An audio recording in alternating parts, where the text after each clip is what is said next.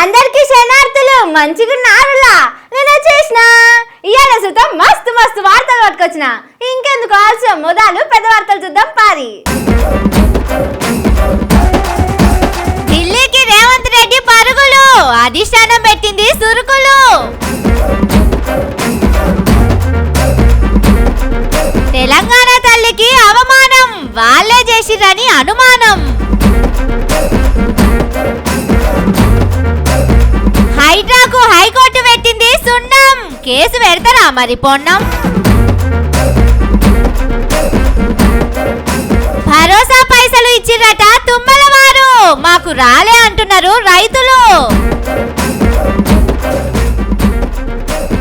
రేపటి నుంచే బతుకమ్మ సప్పట్లు, చీరలకు వచ్చినాయి ఆ పైసలు. అంతా నా ఇష్టం, నేనేదనుకుంటే అదే చేస్తా. నా మాటే శాసనం అంటే నడవది. ఈడ నువ్వు ఒక్కనివే లేవు, నువ్వు చెప్పినట్టు కాదు మేం చెప్పినట్టే నువ్వు వినాలే అని మస్తు క్లాస్ వీకిర్రు. ముఖం గింతంత అయిందట.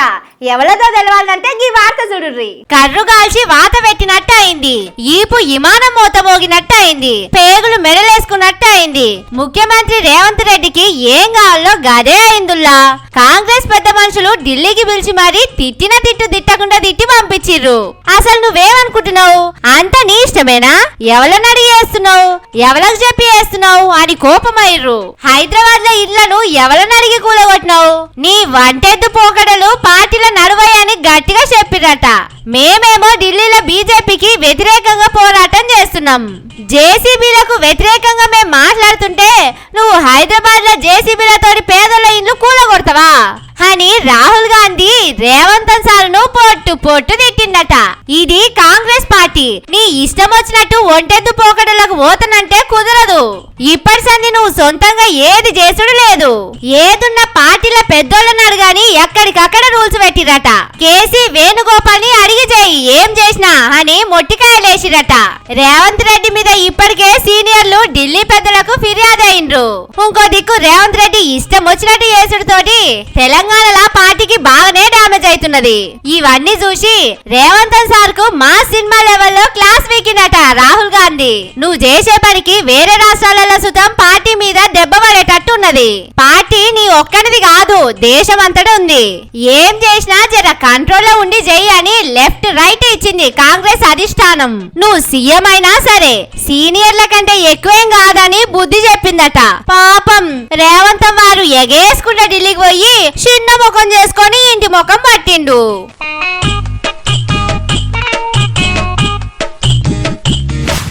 4 కోట్ల తెలంగాణ బిడ్డల ఆత్మగౌరవానికి గుర్తు తెలంగాణ తల్లి అంటే దేశానికి భరతమాత ఎట్లనో రాష్ట్రానికి తెలంగాణ తల్లి అట్లా. అసొంటిది ఆ తల్లి విగ్రహాన్ని అవమానిస్తారా? మనిషన్నోడు ఎవరన్నా గిట్ల చేస్తారా? బుద్ధుండాలే కదా. తెలంగాణ మీద ప్రేమ లేనోనికి ఎంతసేపున్నా ఇక్కడి సంపద మీదనే కన్నుంటది గాని ఈ గడ్డ మీద అస్తిత్వం మీద సోయి ఉండది. తెలంగాణ ఎల్లమ్మ తల్లి, పోషవ్వ తల్లి, దుర్గవ్వ తల్లి ఇట్లా అమ్మవార్లను ఎంత భక్తిగా మొక్కుతామో తెలంగాణ ఆత్మగౌరవానికి నిలువెత్తు రూపమైన తెలంగాణ తల్లిని సుతం అంత లెక్కలనే గౌరవించుకుంటాం. అసలు తెలంగాణ ఉద్యమంలో ఊరూర దేవుణ్ణి నిలబెట్టినట్టే అందరు కలిసి తెలంగాణ తల్లి విగ్రహాన్ని నిలబెట్టుకొని మస్తు మురిసిర్రు. గడిచిన 10 ఏళ్లలో సుతం తెలంగాణ తల్లి విగ్రహానికి పూలమాల వేసినాకనే ఏ పనైనా మొదలుపెట్టింది కారు పార్టీ సర్కారు. వాళ్ళు దిగి షేయి పాటోలు ఎక్కిరు కదా, అప్పటి సంది ఎప్పుడు సందు దొరుకుతుందా తెలంగాణ తల్లి విగ్రహాన్ని తీసేద్దామా అన్నట్టే చూస్తున్నారు.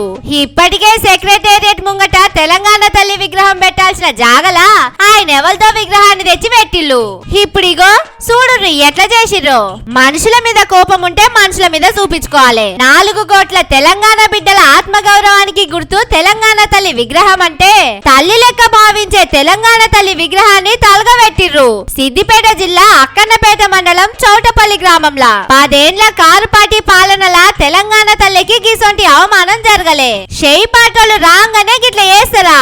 అధికారంలోకి వచ్చిన సందే తెలంగాణ తల్లి విగ్రహం మారుస్తాం, తెలంగాణ లోగో గుర్తులు మారుస్తాం అన్నాడు రేవంత్ వారు. ఇప్పుడేమో వాళ్ళ పార్టీ కార్యకర్తలు ఏకంగా తెలంగాణ తల్లి విగ్రహాన్ని తలగబెట్టిర్రు. అప్పట్లో పాలకుర్తిల సుతం గిట్లనే తెలంగాణ తల్లి విగ్రహాన్ని జేసీబీలు పెట్టి తీసేసిర్రు. ఇప్పుడు సిద్దిపేటల రాత్రికి రాత్రి ఎవరు లేని చూసి విగ్రహానికి నిప్పు ముట్టించిర్రు.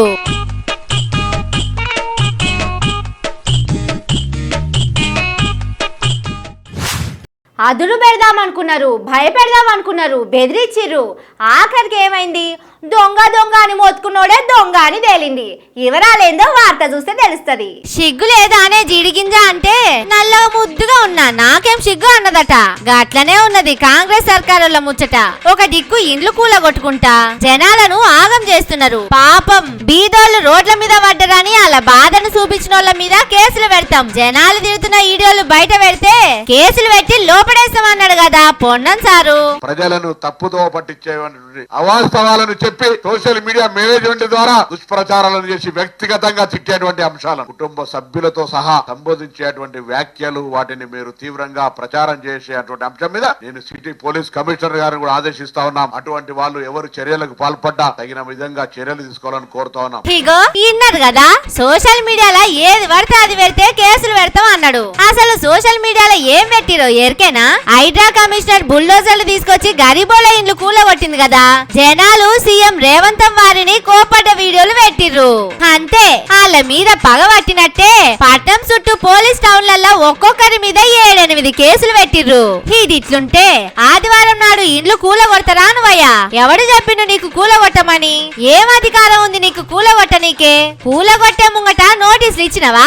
చెప్పకుండా చేయకుండా పోయి ఇంట్లో సామాన్లు కూడా తీసుకోనియకుండా ఇండ్లెట్లా కూలగొడతావు? జనాలను గోస పెడతావా అని హైడ్రా కమిషనర్ రంగనాథ్ సారును హైకోర్టు జడ్జి పొల్లు అరుచుకున్నది. ఎంఆర్ఓ చెప్తే కూలగొట్టినా అని ఎట్లా చెప్తావు అని కొట్టినట్టే అడిగిండు గొట్టు ప్రశ్నలు. జడ్జి ప్రశ్నలకు ఏం చెప్పాలో తెలియక రంగనాథం సారే తెల్ల ముఖం చేసిండు. ఏం సారు సర్కార్ను తిడితే జనాల వీడియోలు చూపిస్తే హైడ్రాకు వ్యతిరేకంగా మాట్లాడితే కేసులు పెడతామంటివి కదా, ఇప్పుడు పెడతావా కేసు హైకోర్టు మీద అని పొన్నం సారును అడుగుతున్నారు సోషల్ మీడియాలో. కుర్చీలో కూసున్నాం కదా, చేతిలో అధికారం ఉంది కదా అని ఏది పడితే అది మాట్లాడితే నడవది. మేం చెప్పేదే వేదం అంటే ముంగడ పడదని అరుచుకుంటున్నారు. అధికారంలో కూర్చున్న కాడికెళ్ళి చేయి పాటల గాశరం మంచిగా లేనట్టున్నది. ఒక దిక్కు పతిపచ్చ పోళ్ళు, ఇంకో దిక్కు సోషల్ మీడియాలోళ్ళు, మరో దిక్కు జనాలు ఒకటే తీరుగా అరుచుకుంటున్నారు. వాళ్ళు చేసేది అట్లనే ఉంది, జనాలు అనేది అట్లనే ఉంది.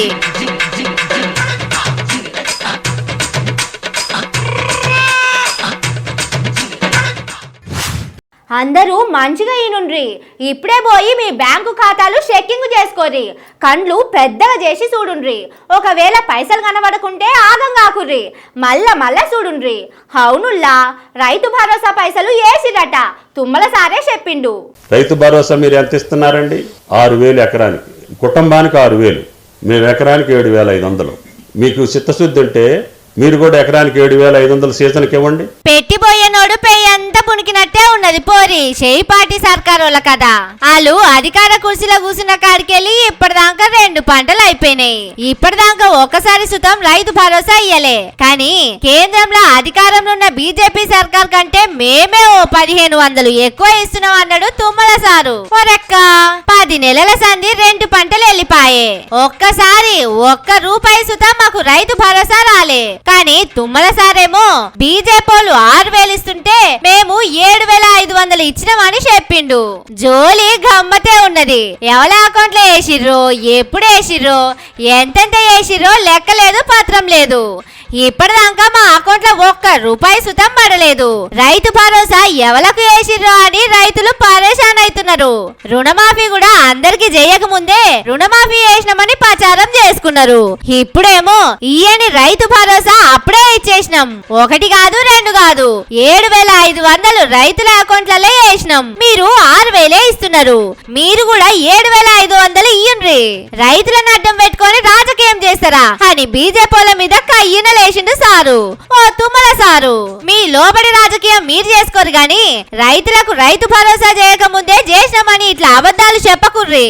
ఎవరన్నా ఇస్తార్లా అన్నం పెట్టి ఇక దీను అంటారు. కానీ మీరు ముంగట ఆకు సుతం వేయక ముందే మంచిగా వడ్డించినాం, మస్తుగా తిన్నారని చెప్తున్నారు. జరగట్ల చేయకుర్రి అంటున్నారు రైతులు.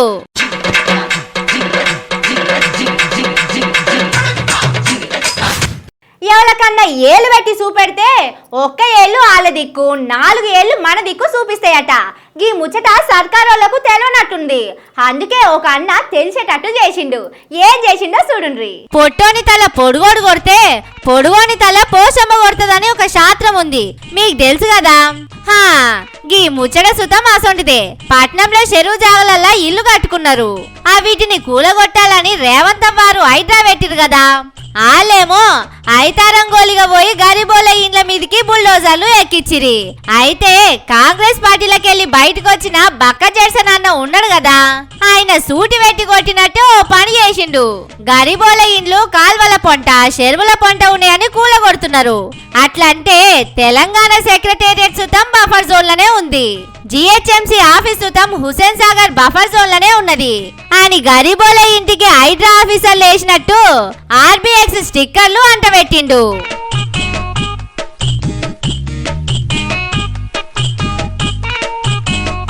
చెరువు అంటే ఏడున్నా చెరువే, బఫర్ జోన్ అంటే బఫర్ జోనే. మీరు చెప్పిన లెక్క ప్రకారం బఫర్ జోన్ లో కట్టిన వాటిని కూలగొట్టాలంటే సెక్రటేరియట్ ని జిహెచ్ఎంసీ ఆఫీసును ముందుగాల కూలగొట్టుర్రి. ఇంకా మస్తుగా బిల్డింగులు ఆఫీసులు ఎఫ్టీఎల్ లో ఉన్నాయి. పెద్ద పెద్ద లీడర్ల ఫామ్ హౌజులు మీ హైడ్రా ఆఫీసు సుతం బఫర్ జోన్ లోనే ఉంది.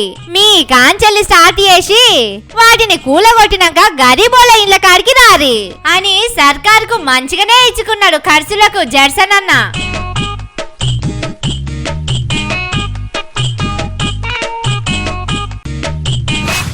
బొడ్డెమ్మ బొడ్డెమ్మ కోల్ బిడ్డాలెందారే కోల్, నీ బిడ్డ నిలగౌరు కోల్, నితమల్ల చెట్టేసి కోల్, నితమల్ల చెట్టుకు కోల్, నిత నీళ్లు పోసి కోల్. ఆడిబిడ్డలు సంబరంగా ఆడి పాడుకునే పండుగ రానే వచ్చింది.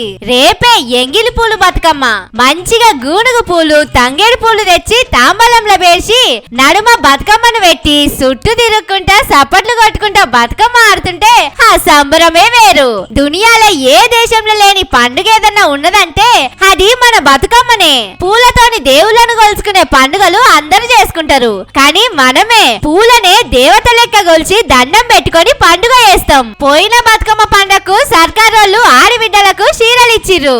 అయితే ఇప్పుడు కారు పాటోళ్ళు దిగి చేయి పాటోళ్ళు ఎక్కిరు కదా, ఈసారి బతుకమ్మ చీరలు లేవట. ఓట్లప్పుడేమో బతుకమ్మ పండుగకు ఒక్క చీర కాదు 2 చీరలు ఇస్తా అన్నాడు కదా రేవంత్ సారు. ఇప్పుడేమో 2 లేవు 1 లేదు. అసలు పండుగకు బతుకమ్మ చీరలే లేవు. మనిషికి 500 ఇస్తాం, వాళ్ళకు నచ్చిన చీర కొనుక్కుంటారా వాళ్ళే అన్నాడు. రేవంత్ సారు లెక్కలు చూస్తే 500ల 2 చీరలు వస్తాయా అని అనుకుంటున్నారు అమ్మలక్కలు. అయితే వాయే పండుగ దగ్గరకు వచ్చింది. ఇంకా సర్కారోళ్ళు ఇస్తామన్న 500 ఇయ్యకపాయే. రేపు మాపో ఇస్తే పండుగకి చీరలు కొనుక్కోరి. ఇంత పండుగ అయిపోయినాక గిట్లా పైసలు వస్తే చేతి ఖర్చులకు అక్కలు వస్తాయి, దాచిపెట్టుకోరి. అయితే వాయే గాని ఓ అక్కలు, ఈసారన్నా బతుకమ్మ పండుగకి మంచిగా సప్పట్లు కొట్టుకుంటా పాటలు పాడుకుంటా ఆడుర్రి. డిమ్మ డిమ్మ అనే డీజేలు పెట్టి శంగడ బింగడ ఎగర కురిజరా బతుకమ్మ చిన్నపోతది.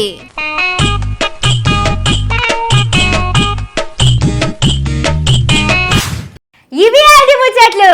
ఇంక జబర్దస్త్ ముచ్చట్లతోటి మళ్ళీ వస్తా ఉంటాయిగా.